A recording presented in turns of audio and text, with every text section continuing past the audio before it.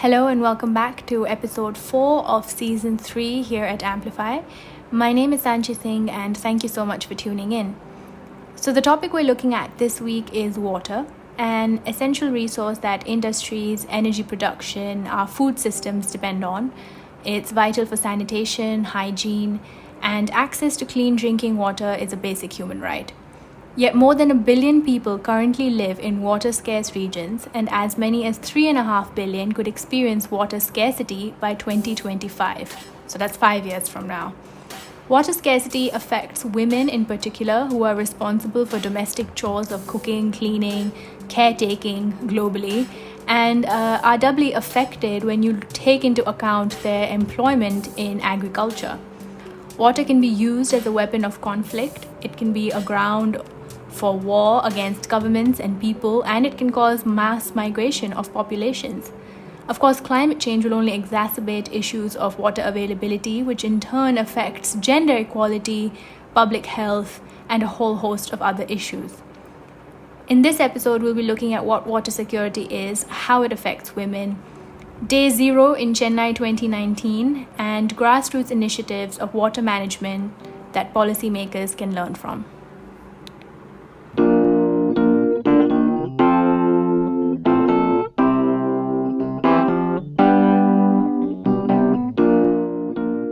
Hello and welcome to this week's episode on Amplify, where I am in conversation with Ayushi Trivedi, a gender and social equity research analyst at the World Resources Institute in Washington, D.C. Her research at WRI has focused on women's role in natural resource management, gender and social equity as a solution to improved sustainability, as well as promoting inclusive and equitable climate action. And today in this episode, we're going to talk about water, specifically water security and the gendered impact of it, particularly in India, but also perhaps globally, given how much time we have and hoping that we don't get too carried away. So without further ado, thank you so much, Ayushi, for agreeing to speak with me. I really appreciate it. Thank you so much, Sachi, for having me here. This is such a wonderful podcast and a great opportunity. Thank you. It's my pleasure entirely. So Ayushi, just so that people sort of understand some of the terms that we're going to be using throughout this episode, can you just start off by defining or just explaining what water security means? Sure. But before I do that, I do want to say that I'm not a water expert or a hydrologist. So I'm going to be drawing these definitions from some of the reports that our organization's water experts have put together. Sure. But yeah, just to give a background, water security in general is, it's having enough quantity and good quality of water. So that's the gist of it. But it kind of comprises of having adequate, good quality water for survival, for human well-being, for livelihoods, for development, but also making sure that the source of that water is preserved in the future from protection, from pollution, from disasters, and that it stays secured that way throughout. Right. So this is, again, not like a formalized technical definition, but it's what we use in our reports and in our work. Right. And when we speak about water insecurity, then does this mean that its availability or its access or questions of, or issues of who has access to the water, are these concepts under threat? Yes, absolutely. So it can be the actual physical quantity of water. It can be about who has access to that water. It can be about the quality of water. Sometimes if you have water, but it's polluted or it's toxic, then also your water security is threatened. So there are various sort of aspects to water insecurity that can be into play. Right. And what are the ways in which water is or can be quote unquote weaponized, because there's already a lot of conversation about how water scarcity is in a majority of our country's futures, and India is already a water stressed country. So when a resource is limited and is as essential as water is, what are the ways in which people can misuse it or use it as a currency to push a certain agenda, for instance? Yeah, so water and conflict actually are very closely related and in different ways, right? So water being a weapon of conflict is just one of those ways. And like you said, that because it is such a rapidly depleting resource, but also such one of the resources that we need for our survival, it becomes super precious, right? And it can easily be weaponized. So when we talk about water as a weapon of conflict, we mean that water systems or water resources are used as an instrument of violence. So if during a war, someone targets your water systems or someone contaminates the drinking water systems in a city, that becomes an instrument of violence against the people living in those cities. So in that sense, it becomes a weapon of conflict and it becomes weaponized. But there are various other kind of conflict pathways that are connected with water. So it can be a trigger of conflict where there are disputes over the control of water systems or where the water stress is that triggers conflict and violence. And water can be a casualty of conflicts also where water systems are targets of violence. And so there are different case studies all around the world, but there are describing these different relationships between water and conflict. Are there any particular kinds of conflict that are perhaps more common than others? I wouldn't say so, because also I guess one disclaimer here is that water does not always directly lead to conflict. It is one of the many factors that leads to conflict, right? It can be accompanied by social unrest, economic unrest, political disparities. And so there are different ways that happens.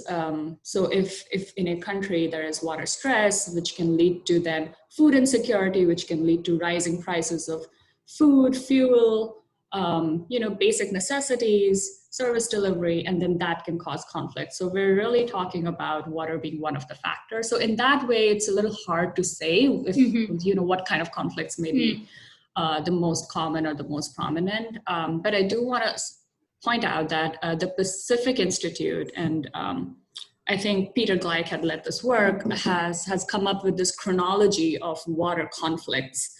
And it goes way back, I think, from the start of human history recording until very, very recent conflicts. And so that's a really interesting resource if you want to, delve deeper into what kind of conflicts there are and what has been historically happening. Yeah, absolutely. I mean, that sounds excellent. And I know that for the listeners, if they're interested, I mean, one of the most immediate resources they can head to is a report that you had produced under WRI. And I think that's an excellent resource. And I will link it into the blurb as well so people can easily navigate to it. But moving on to the gendered aspect of water insecurity, the lack of access to water has a direct impact on women who are often responsible for caregiving, fetching water for cooking, washing, and performing domestic chores.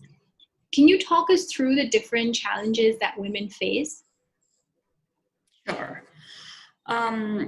So in our climate and natural resource management sort of community world of gender, we sort of say that women bear a double burden when it comes to climate impacts and their role as women in society, because they have a certain role to play as a woman. So that is the domestic role that you described. They are responsible for caregiving, fetching water, cooking, washing, cleaning, and that is because they are women. That is their gendered role or their domestic role. Right. But apart from that, and that because all of this involves water, right? Fetching water, the women and girls are predominantly the water carriers in most parts of the world.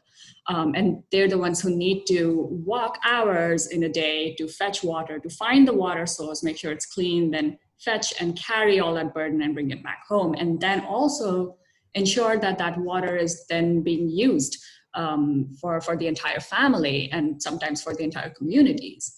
And that's just their domestic role, but they also, and especially in developing countries, they have a productive role where they participate in economic activities most of the times that are not formally counted as being farmers, but they are behind the scenes. They are tilling the soil, they are sowing the seeds, they are harvesting, they are winnowing. So a lot of these activities along the value chain of farming and agricultural production that itself relies on water comes down to women's productive role. And apart from that, they sometimes maintain small farming, say kitchen gardens and things like that, that is also very directly dependent on rainwater resources. They may not be connected to these formal, water management systems that bigger farmlands may have in place. And so there are various sort of ways in which women have a relationship with water. And so it is then, because they have such a close relationship with water, any water stress or water security issues will then have a direct impact on women. And it is more so because of their social standing and because of the barriers they face as women that it makes them more vulnerable. So for example, there are instances where, if you are not formally recognized as a farmer in a census, you are not granted, the benefits of a crop insurance or of a Kisan credit card, for instance. And so all of these sort of structural, cultural, social barriers also come into play when it comes to women's relationship with water and their vulnerability towards water security. And as the nature of the work that women do is unseen, and as you mentioned in the case of census data, women who are working in agriculture as farm workers or as laborers, they are not accounted for in these data sets. So what are the consequences of excluding them from these data sets? Because I imagine then you're not even able to form a correct picture, a bigger picture of what are the issues that they face, let alone sort of get onto the policy side of it. Yeah.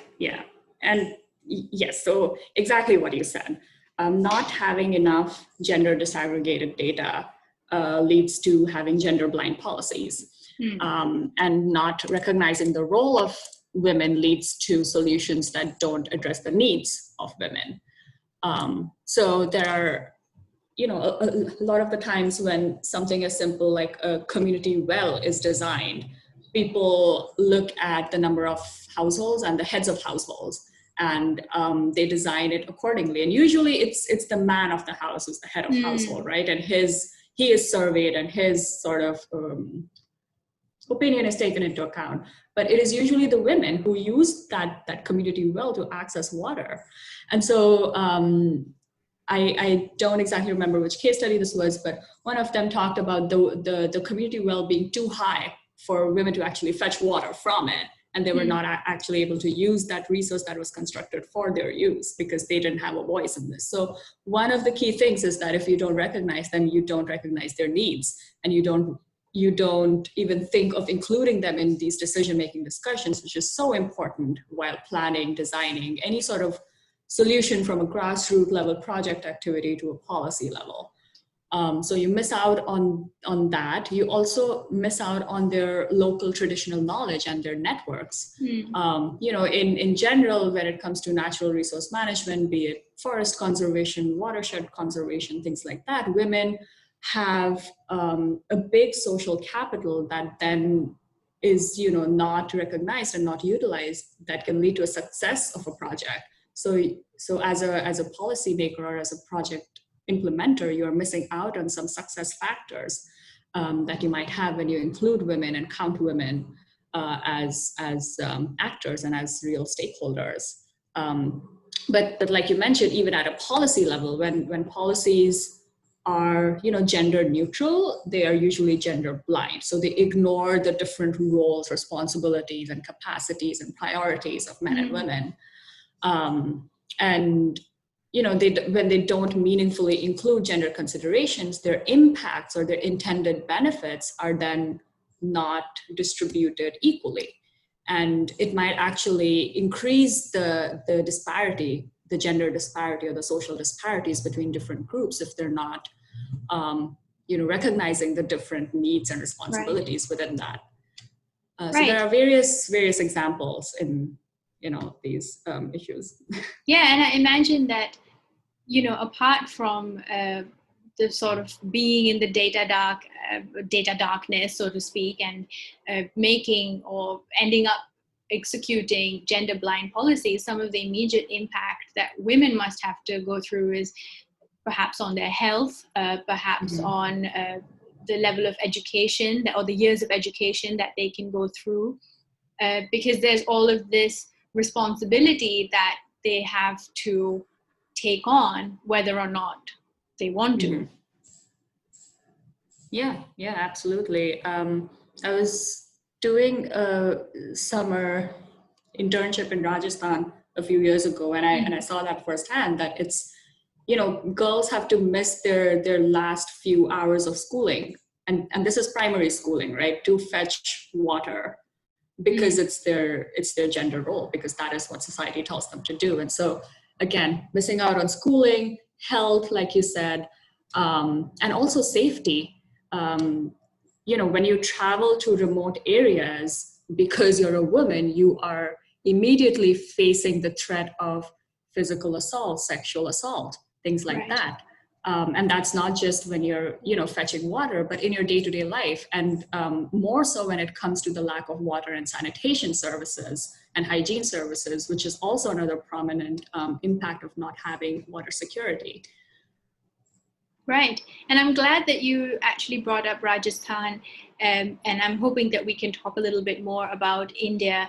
So if you can just give I know this is going to be difficult, because you can never really just give a broad general statement about the state of India in any sphere of knowledge. But if you can just sort of talk about why India is one of the most water-stressed countries in the world, and what is our status regarding water security?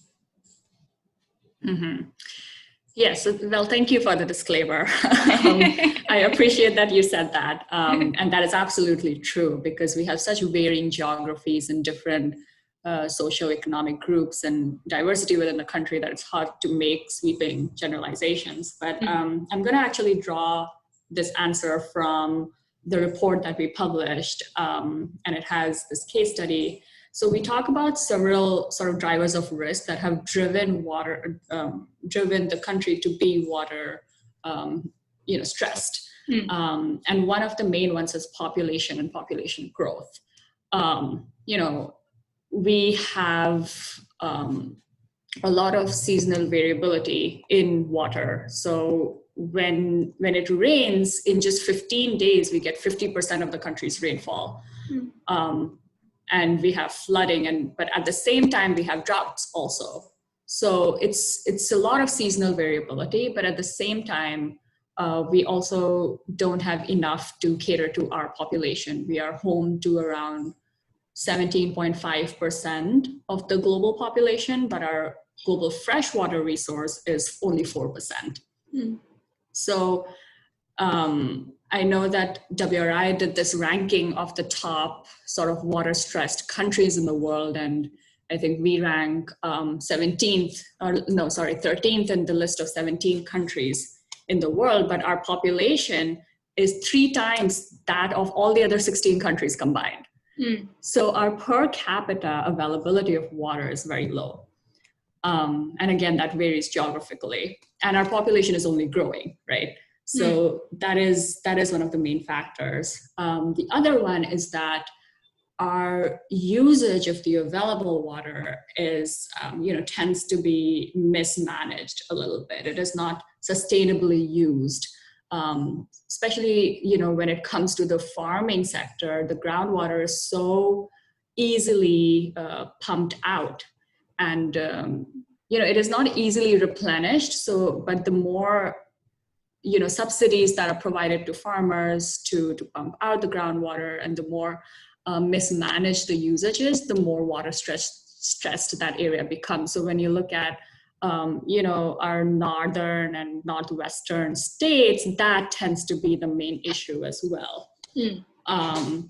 And the kind of crops that are grown in certain geographical areas that may be more, what we're called thirsty crops, that may not be suitable for that geographical location, but are grown anyway, that may require more water than what is available there. The kind of irrigation techniques that may be used, instead of using more sustainable techniques, things like flooding might be used more prominently, which can be another one of those unsustainable water management practices. So a lot of demand and supply side factors come into play when we talk about India's water crisis. Right. And when we talk about water mismanagement, is that something that happened in Chennai in 2019, which was, of course, one of the cities in India that did have a day zero? It did actually run out of water, I think, if I'm not mistaken, in July 2019. Yeah. So the mismanagement part was one part of it. What actually started it was the 4 largest reservoirs that were supplying water for the city were drying up, and they had actually dried up by mid-June 2019. And Chennai has around 5 million people, and when that big a city runs out of water, it makes headlines and it makes the global news. And then that has consequences about shutting businesses, schools, hotels, restaurants, and companies, and a lot of economic impact comes in through that. But yeah, so with the reservoirs sort of drying up, there was also issues about then what the short-term solutions were that were put into place. But then eventually, I guess when the monsoon kind of picked up, the city had some solutions in place by that time, and so eventually it kind of became stabilized. Yeah, and I mean it's quite interesting, I think, India's case, where on the one hand, we do face droughts in our country, and we are a water stressed country, but on the other hand, we also experience flooding, right? So when the monsoon does come around, it's like almost every year we seem to be surprised that it has come and it has taken us, it's taken us under in some places. I mean, I mentioned at the beginning of our conversation that there is a thunderstorm here, and I think it was last week that Hyderabad actually experienced flooding. And, this is October is the time, well, actually September is the time that monsoon season in India is officially over. So this is a little bit out of season. So why do you, how do you make sense of the fact that we have droughts, but we also have floods on the other hand? See, there is seasonal variation throughout the country, right? And again, I'm not a hydrologist expert, but I think from the limited knowledge that I have of this is that the capacity to manage the stormwater flow and the physical infrastructure that is being put in place might not be suitable to cater to the kind of rainfall that we receive in some regions. And so there are a lot of physical, infrastructural, technical solutions that can be put into place. One of the major ones that we talk about in our report is actually nature-based solutions. So planting more mangrove trees that can reduce the flooding and the stormwater surge.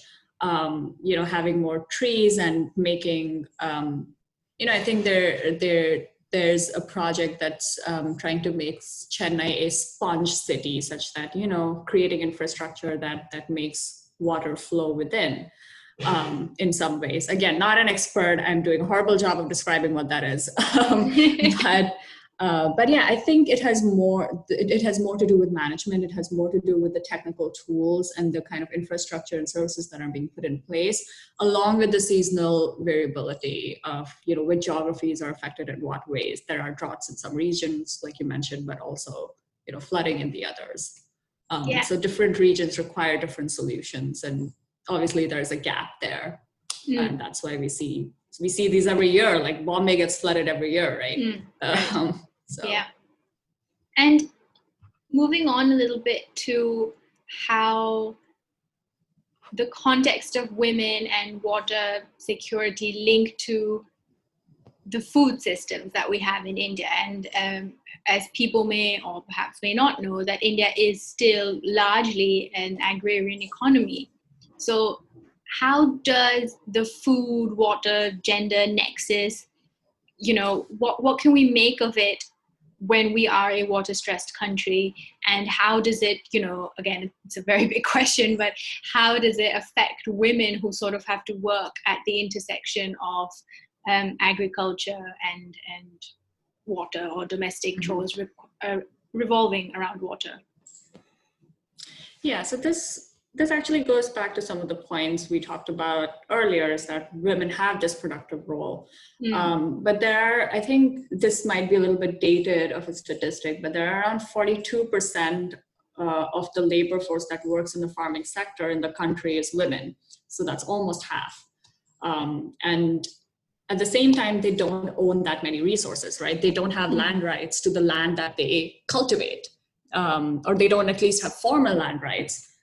They might not have property rights. They may not have, again, even if they have these rights on paper, it may not translate into them actually having the rights. It may, formally be owned by them on paper, but may actually be owned by their fathers, their sons, their husbands, their brothers, etc. And that is what the gender role comes in to make this sort of, policy to ground level gap happen. And so when they don't have the resources, when they don't have access to credit from bank because of a lack of documentation, because of a lack of collateral, when they don't have the land that they work on, when they don't have access to, technology, information and technology is a big thing in the farming sector now. Getting extension services, getting meteorological information about the weather, the climate, the crop insurance services, all of these services then become gendered because of all of these factors that are in the background. And so when it comes to the relationship between water and food security, it inherently has a different impact on men and women because of this gap. And so that gap is very stark, and it is not fully recognized because women's role in agriculture is not formally fully recognized yet.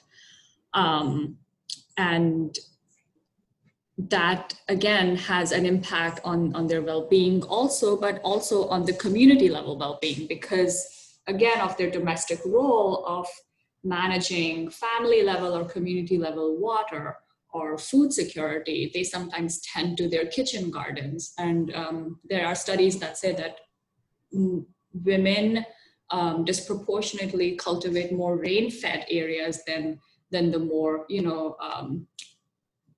irrigated and water secure, water managed areas of farmlands.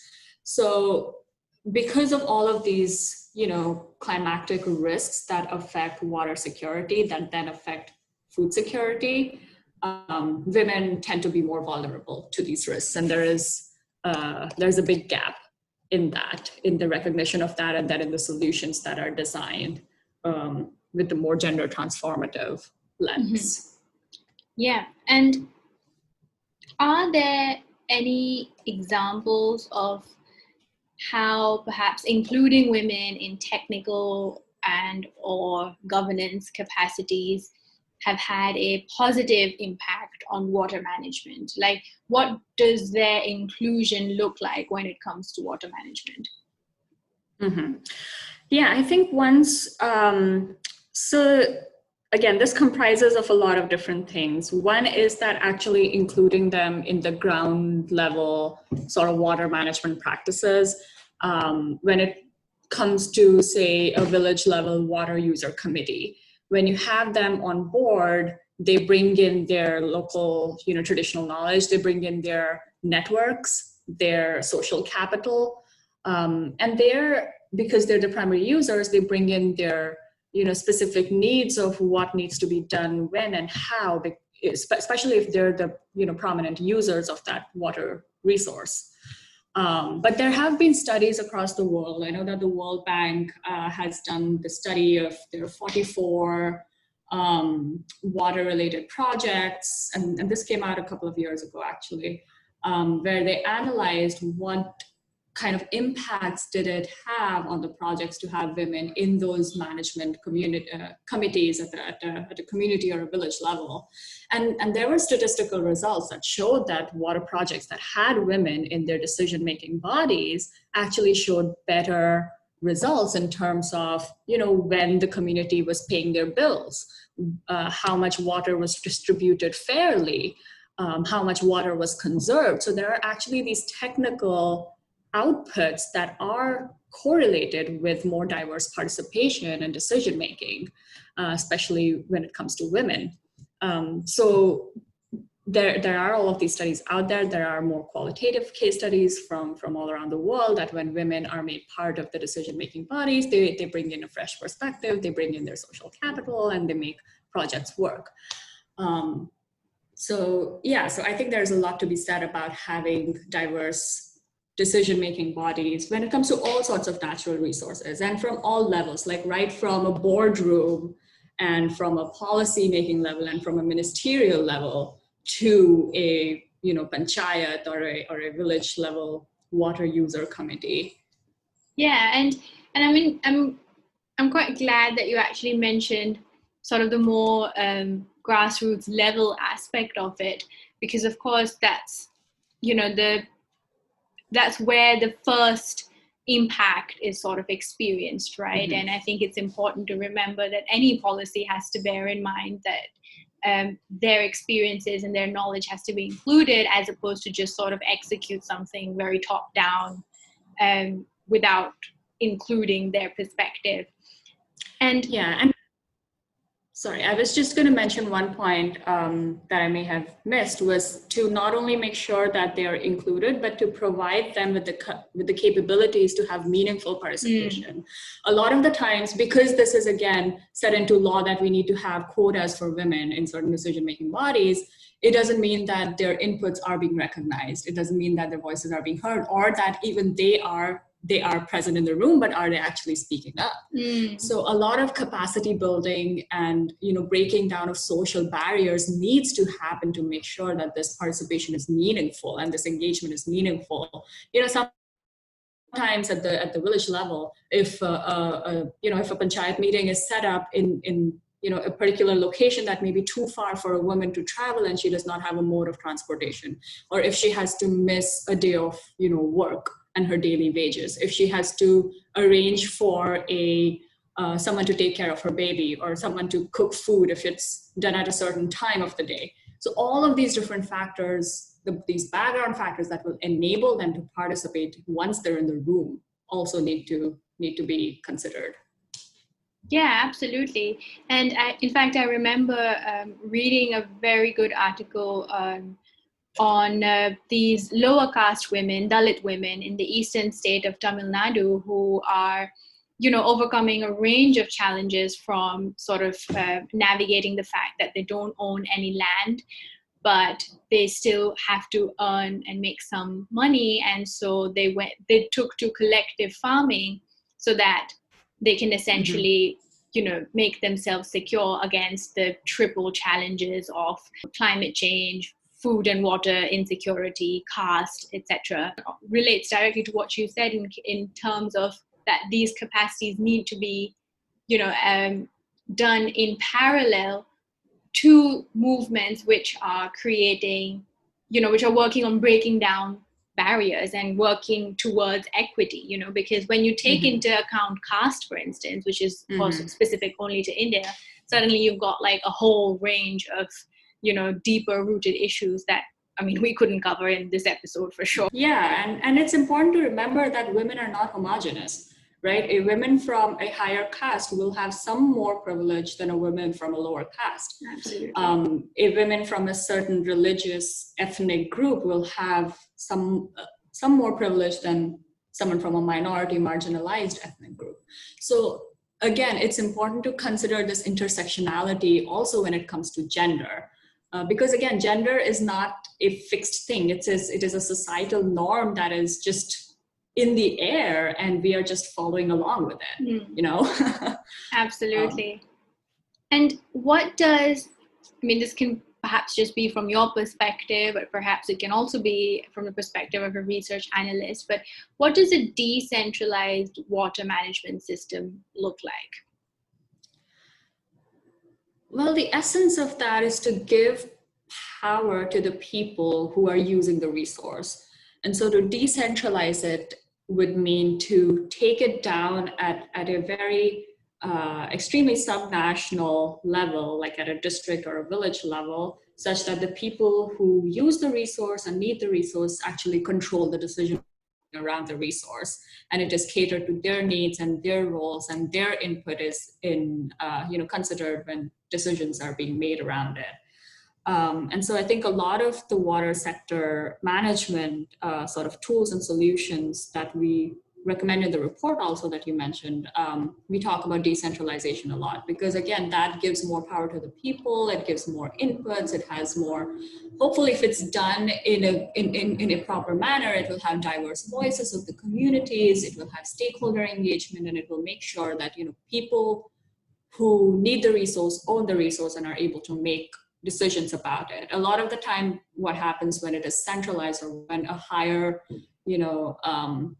level decision-making body is making decisions about something that goes on at a village level, they may ignore some of the more contextual nuances or some of the more typical factors that need to be recognized to make a policy or a project successful.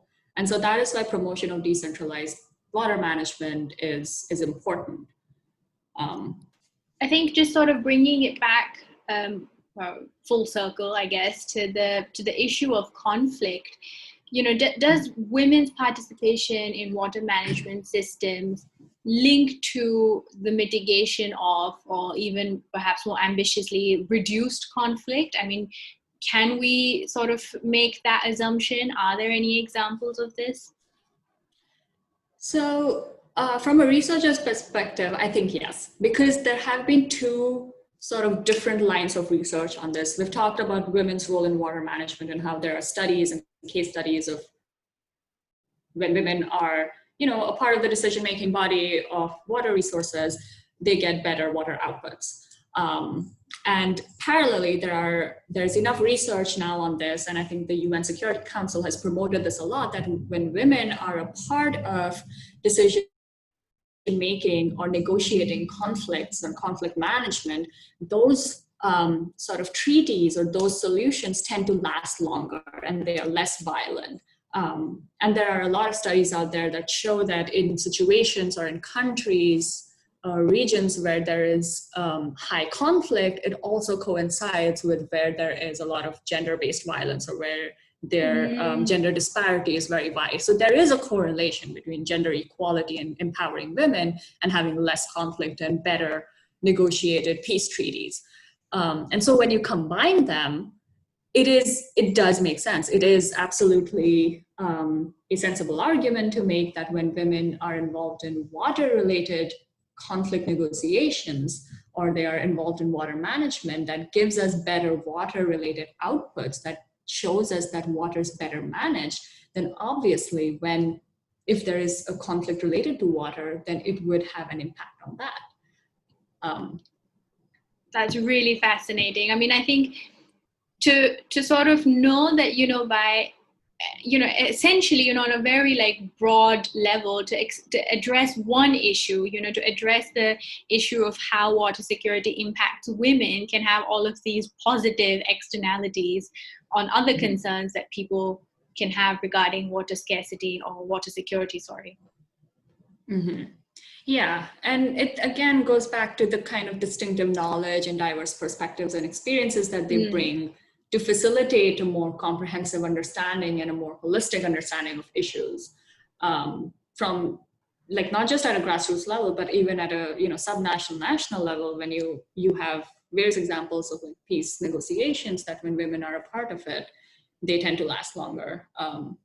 So yeah, I think all of our problems can be solved by gender equality. Yeah, definitely. And I think you're definitely taking a leap in the right direction, by just including almost half of the population that's doing all of this unpaid labor, and and essentially sort of going under the radar.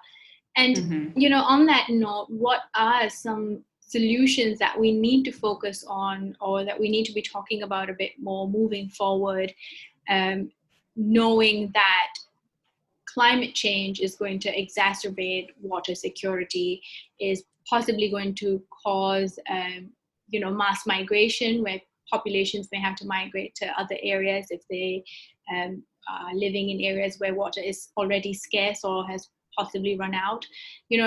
How do we sort of focus or contextualize the issue of water security in the larger umbrella of climate change?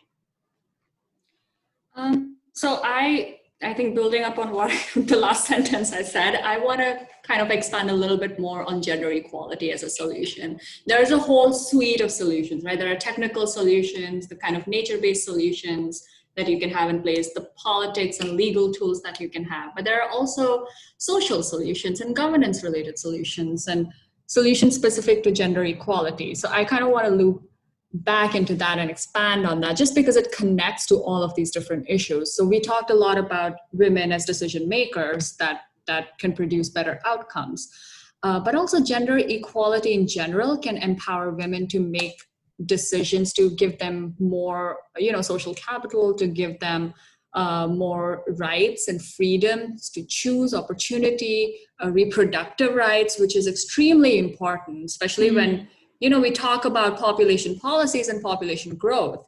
But then what is the solution to that? Just to have contraceptives distributed? That's such a short-term myopic thinking. That's one part of the problem.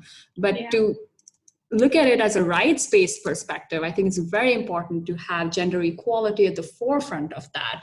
Increasing education rates for girls as well as boys, increasing the social acceptance of reproductive health services, family planning options, and the right to choose for women, and providing the right medical care.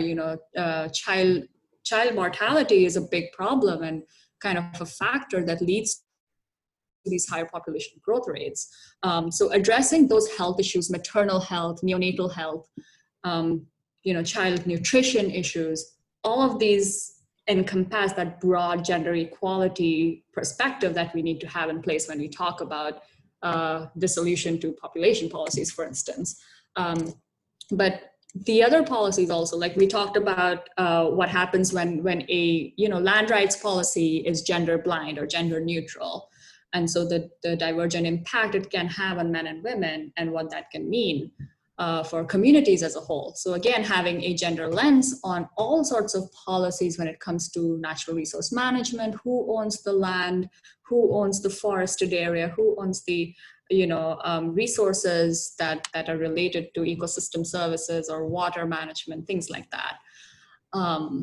So that's, again, that's my background on gender and social equity, biasing my response to this. But I genuinely think that a lot of these, especially when it comes to conflict, right? A lot of it is about social issues. A lot of it is about power imbalance. It may not necessarily only be about the reduction in physical quantity of water. So addressing these issues from a governance lens and from a social equity, gender equality perspective is extremely important.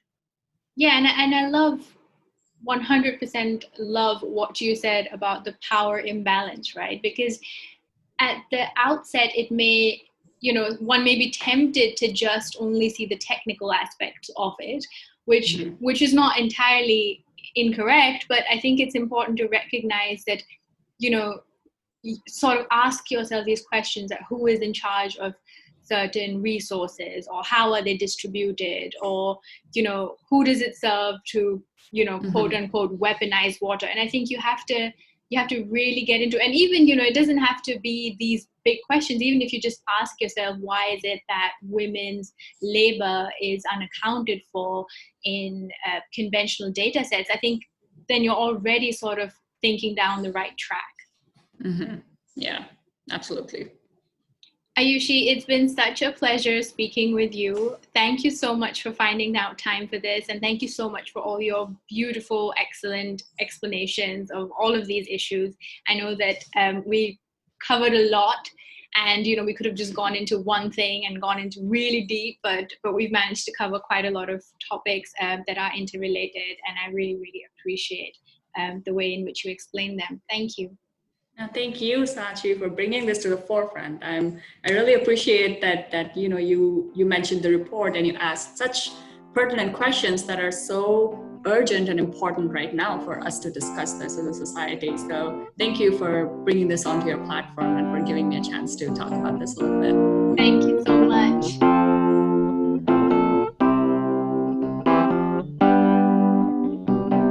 And that marks the end of this week's episode.